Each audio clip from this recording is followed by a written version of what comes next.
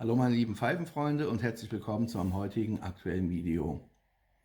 Ihr seht, ich sitze oben. Es gibt jetzt also kein Tabak-Review, sondern ich möchte euch heute wieder mal eine meiner Pfeifen vorstellen.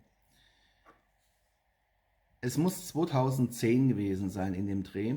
Da hatte ich einen guten Pfeifenfreund in Berlin besucht, René Lehmann, der inzwischen leider schon verstorben ist, und hatte mit ihm wirklich einen super Tag verbracht. Der hatte mich morgens gegen 10 Uhr von meinem Hotel abgeholt. Dann sind wir erstmal zu seinem Haus und Hof, sagen wir mal, Pfeifenhändler gefahren. Das war der Pfeifenladen in Berlin, da ist wirklich Pfeifenladen. Haben uns dann dort ordentlich mit Tabaken eingedeckt. Und bei deren Estate-Auswahl bin ich auf Pfeifen gestoßen, 2 Stück, die ich unbedingt haben musste. Und eine davon werde ich euch jetzt präsentieren. Und zwar geht es konkret um diese Pfeife hier.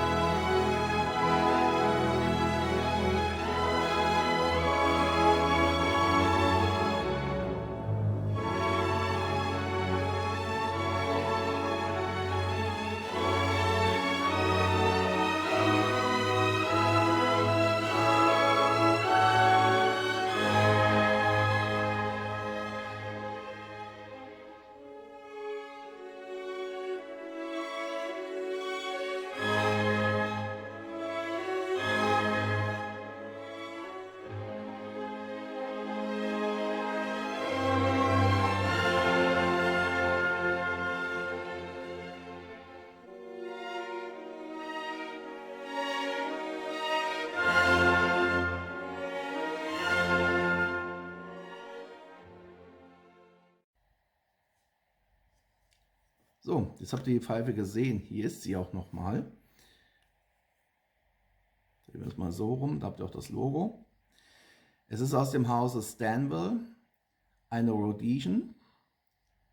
Und zwar ganz konkret die BR22. Ich habe also im Laufe der Jahre herausgefunden, dass Stanwell für einige ihrer Pfeifen nicht nur die Shape-Nummer und dann vielleicht noch einen zusätzlichen Namen wie Calabash oder Rhodesian haben, sondern dass es dort noch dann Untergruppierungen gibt, die mit BR zum Beispiel für Brown oder halt auch RU für rustiziert entsprechend oder SA für sandgestrahlt gekennzeichnet werden mit einer Nummernfolge dahinter. Was jetzt diese Nummern bedeuten sollen, ganz konkret, das dürfte wohl der Farbton sein, da bin ich mir aber nicht sicher. Hier schön im Video auch zu erkennen, der Farbton ist ja so ein orange-braun, kommt auch ganz gut so rüber. Und vor allem ist es halt noch so ein richtig klassisches Stanwell. Ich glaube, hier könnt ihr es ja sehen. Rhodesian, made in Denmark. Also wirklich noch eine klassische dänische Stanwell Rhodesian. Wobei man hier natürlich dann auch ein bisschen konkretisieren muss. Stanwell nennt dieses Shape, das 178er, zwar Rhodesian, aber wenn man natürlich genau hinschaut, wird man sehen, das ist natürlich im Grunde genommen völliger Mumpitz, weil es ist keine Rhodesian, sondern es ist eine Bent Bulldog. Als Rhodesian müsste sie ja einen Holm, einen runden Holm haben oder einen meinetwegen ovalen Holm. Der Vierkantholm ist eben ein Kennzeichen typisch für Bulldogs. Aber ganz ehrlich, wen interessiert denn bitteschön der Name, wenn man so eine Pfeife haben kann? Da ist es mir egal. Dann nenne ich das Ding meinetwegen Rhodesian, auch wenn es eine Bulldog ist. Die Pfeife ist einfach nur klasse. Ich weiß nicht mehr, was ich damals hätte zahlen müssen im Laden. Es waren, glaube ich, 40 Euro pro Pfeife. Ich hatte ja 2 geholt, das ist jetzt die erste. Wunderschön gearbeitet, wunderschönes Holz, wunderschön die Beizung, diesen orangefarbenen Braunton. Hier ein Brassband. Dann natürlich das Logo hier unten von Stanwell. Und hier, ich will es auch gleich richtig rumhalten, aber ihr habt es ja bei den Nahaufnahmen schon gesehen, bei den Detailaufnahmen. Hier ist dann nochmal die Stempelung mit BR22. Tja, die Pfeife wunderschön, Mundstück aus Ebonit, aus Acryl, was ich sehr zu schätzen weiß, entsprechend pflegeleicht. Der Biss ist sehr schön gearbeitet, wie ich finde, verhältnismäßig flach gearbeitet. Man könnte die Pfeife also auch bedenkenlos zwischen den Zähnen fixieren. Ist also ohne weiteres machbar, aber in bekannter Weise halt so überhaupt nicht meine Welt, weil für mich ist es einfach unverschämt, unhöflich, mit einer Pfeife im Mund zu reden.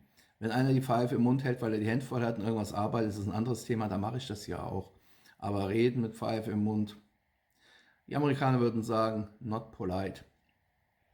Tja, die Form ist ja bekannt, hier unten mit der Kielung.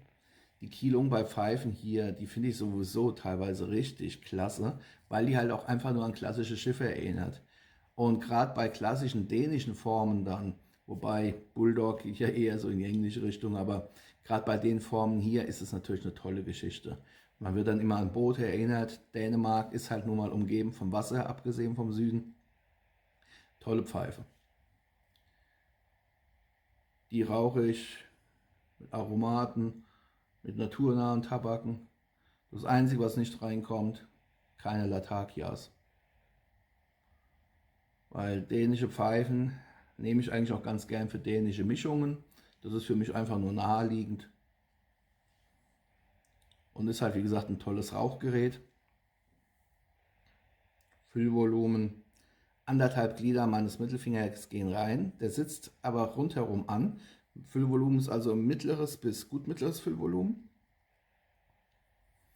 Der Kopf schön kräftig. Ich habe ja immer eine Pfeife in der Hand und liebe es ja hier zu spielen. Deswegen diese typischen Rhodesien oder Bulldog-Grillen, die sind da optimal. Kann man schön bequem sitzen, Pfeife in der Hand halten, dran ziehen, auch bei Bedarf den Finger drüber legen. Die ist halt einfach, die liegt einfach in der Hand. Ist ein Handschmeichler. Ich habe dieses Shape schon immer gemocht, hatte jahrelang eine rustizierte, eine Rhodesian Rustic. Und jetzt halt eben, wie gesagt, es muss 2010 gewesen sein, hatte ich mir dann unter anderem die Pfeife hier geholt. Hatte sie mit, oder beziehungsweise bei René auch abends dann direkt noch eingeraucht. Wir haben ja uns, wie gesagt, morgens um 10 hat er mich abgeholt. Am nächsten Morgen gegen 5 Uhr ungefähr bin ich dann zurück ins Hotel. Wir waren dann ab dem Nachmittag bei ihm zu Hause, hatten dann gequatscht, uns Pfeifen angeguckt, haben alle möglichen Tabake durchprobiert, dann haben wir zu Abend gegessen, dann haben wir weiter gequatscht und weiter gequatscht und weiter gequatscht. Irgendwann fingen die Vögel an zu zwitschern, es wurde hell und René so, oh Lars, guck mal, ich glaube, du musst mal langsam ins Hotel. Na, wie gesagt, gegen 5 Uhr bin ich dann ins Hotel zurückgewackelt und wir haben wirklich stundenlang wirklich Spaß gehabt.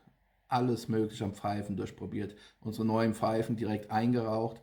Ich hatte amerikanische Tabake mitgebracht, er hatte ja auch amerikanische Tabake. Da haben wir unsere Tabake so gegenseitig mal probiert. Es war einfach ein toller Abend und wer René Lehmann damals hat kennenlernen dürfen, der wird hier bestätigen können, was das für ein dufter Typ war. Und ist halt leider Gottes ja viel zu früh von uns gegangen.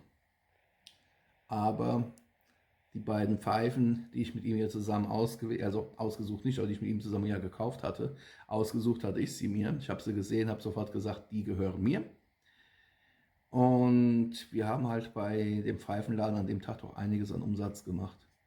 Also bei mir waren es zwar nur 2 Estates und ich habe noch ein paar Tabake geholt. René, weiß ich gar nicht mehr, der hatte Pfeifen und Tabake gekauft. Und ja, aber zum Thema zurück. BR22 Stanwell Made in Denmark Rhodesian. Ein tolles Shape, eine tolle Farbgebung. Dann, wie ihr ja hier sehen könnt, die Maserung kann sich ja durchaus sehen lassen.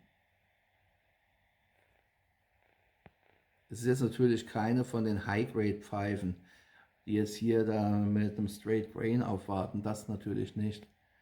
Aber nichtsdestotrotz, was mir hier halt zum Beispiel auch gefällt, das ist der Kopfrand hier oben.